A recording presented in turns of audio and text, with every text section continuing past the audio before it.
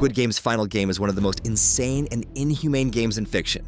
And today, we're going to fully break it down. So be sure to subscribe and let's get into it. So after a series of brutal and psychologically taxing trials, the handful of remaining contestants in the third Squid Game were led to the arena for their final challenge. The previous game, a deadly version of jump rope across a bridge, had whittled down their numbers significantly, leaving a small, desperate group to face the ultimate test. They were met by a vast, dark cave dominated by 3 colossal pillars, each shaped into one of the game's iconic symbols: a square, a triangle, and a circle. The players, now wearing formal suits gifted to them for reaching the last stage, were about to engage in a game that was less about skill and more about pure, unfiltered mind games and betrayal. At the heart of the conflict was the unprecedented presence of a baby, the infant child of player 222, who had been granted her mother's number and player status after her tragic death. Before the game even began, the dynamics were set during a final, tense dinner. The frontman, being a master manipulator, introduced a twist. The players were told that in the final game, a minimum of 3 contestants had to be eliminated.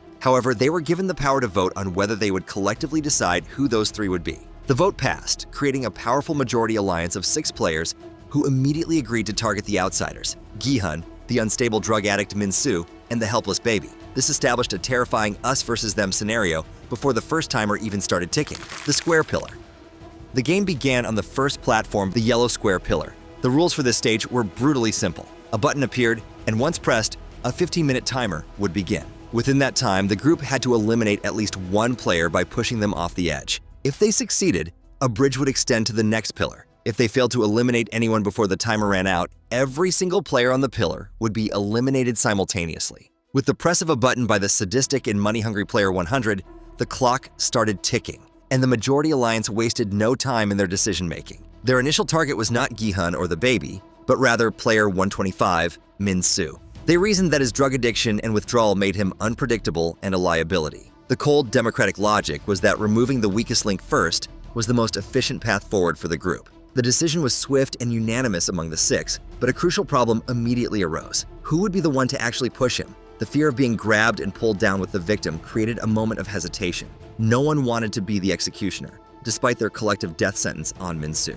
It was in this moment of cowardly indecision that player 333, Myung-gi, stepped forward. He seized a heavy pole from the center of the platform, declaring he would handle it. As Myung-gi approached with the pole, Min-soo, cornered and terrified, was already lost in his own world of withdrawal-fueled hallucinations. He saw the ghost of Saemi, a figure from his traumatic past, reaching out to him. In his fractured state of mind, he reached back for her hand, and in that moment of distraction, Myung-gi shoved him with the pole. Min-soo was sent tumbling over the edge to his death, his tragic end a direct result of both the group's cruelty and his own inner demons. With 1 player eliminated, the first round concluded successfully. A panel on the side of the square pillar opened and a bridge extended, connecting them to the next stage of the game, the green triangle pillar. The remaining 8 contestants, including Gi-hun and the baby, walked across, the air thick with the knowledge that the danger had only just begun. The VIPs watched with amusement, certain that Gi-hun and the baby were next on the chopping block, the triangle pillar. Once all the players had crossed, the bridge retracted and a new button appeared. This time, player 333 urged the others to wait, to strategize before starting the clock. The majority alliance needed no convincing, however. Through their twisted democracy, they all agreed that player 222, the baby, was the next logical choice for elimination. The father, player 383, shockingly agreed with them, appearing like the most disgusting character in the game. Naturally, Gi-hun refused to surrender the child. He backed into a corner, shielding the infant as the others advanced. The situation escalated when player 203 started the timer, forcing a confrontation. Player 353 grabbed the pole and threatened to push both Gi-hun and the baby off the edge. It was a threat meant to break Gi-hun's resolve. Gi-hun, however, called their bluff with cold logic. He pointed out that if they eliminated 2 people in this round, they would still need to eliminate 1 more in the final round to meet the 3-person minimum.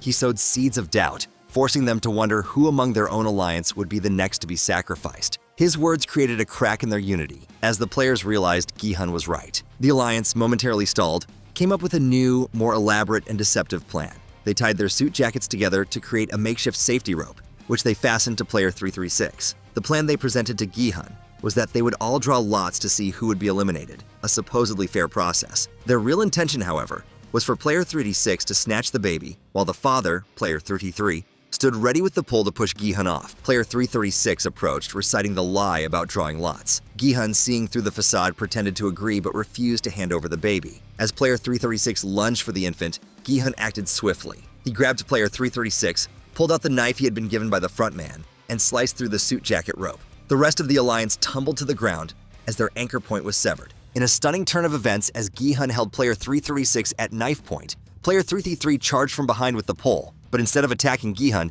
he shoved his own alliance member, player 336, out of the way, telling Gi-hun that they were on the same side. The shocking betrayal was then explained. Player 333 revealed that the baby was his child, and his entire performance had been a ruse to find a way to protect her. This revelation threw the game into utter chaos. The remaining 4 members of the Broken Alliance were stunned. Gi-hun now stood with the father of the child, turning the tables completely. The Alliance tried to recover, with player 203 and player 353 brutally attacking player 39, breaking his leg to immobilize him. They dubbed him their lunchbox, a guaranteed elimination for the next round. Gi-hun, disgusted by their cruelty, told them to back off at knife point. This ignited an all-out brawl. Player 203 attacked Gi-hun, while player 353 wrestled with player 333 for the pole. The fight was swift and decisive. Gi-hun managed to stab player 203, while player 333 kicked player 353 off the edge of the pillar. 2 more players were eliminated, fulfilling the round's requirement. Now only 5 remained. Gi-hun, the baby, player 333, the opportunistic player 100, and the gravely injured player 39. Player 100, ever the pragmatist, suggested they simply throw the injured lunchbox off in the next round and split the prize money. But player 333 had other plans. He advanced on player 100 with the pole and pushed him off the edge as well. The round ended, but the horror was not over. Player 39, knowing he was crippled and would be the next to go, refused to be used as a pawn. With his last ounce of strength and dignity, he crawled to the edge of the triangle pillar and threw himself off. His final act of defiance left only 3 survivors to advance to the final stage: Gi-hun, player 333, and the baby, the circle pillar. The bridge extended one last time, leading to the final arena, the red circle pillar. As they prepared to cross, player 333, now holding the pole, stopped Gi-hun. He demanded that Gi-hun give him the baby. His tone had shifted entirely. The protective father was gone, replaced by a cold, determined finalist. An announcement declared that the bridge would retract in 5 minutes. Player 333 had created the ultimate standoff. If Gi-hun didn't comply, they would all die. Gi-hun, realizing the terrifying implication, asked if player 333 intended to kill his own child for the prize money. The father gave no answer, simply repeating his demand. Gi-hun argued that if he and the baby died, player 333 would be alone and would also be eliminated for failing to push anyone off. Player 333, on the edge of a breakdown, screamed that they should all die then. His desperation had seemingly overridden all logic and love for his child. Seeing no other way, Gi-hun made a desperate gamble on trust. He told player 333 to trust him, and slowly, carefully, he placed the baby down on the center of the bridge. He backed away, allowing the father to use the pole to slide the infant safely across to the final pillar. With only seconds to spare, Gi-hun sprinted across the retracting bridge, making a desperate leap and landing safely on the other side. The final confrontation began immediately.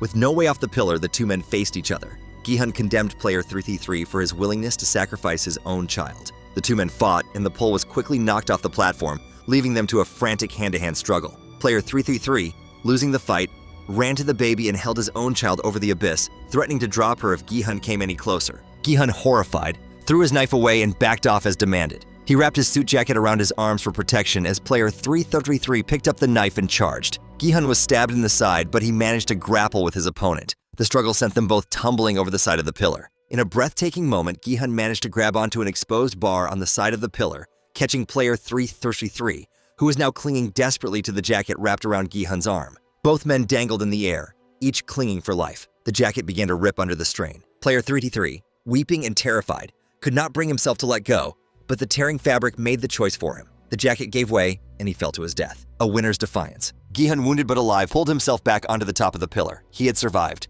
He had won the Squid game for a second time.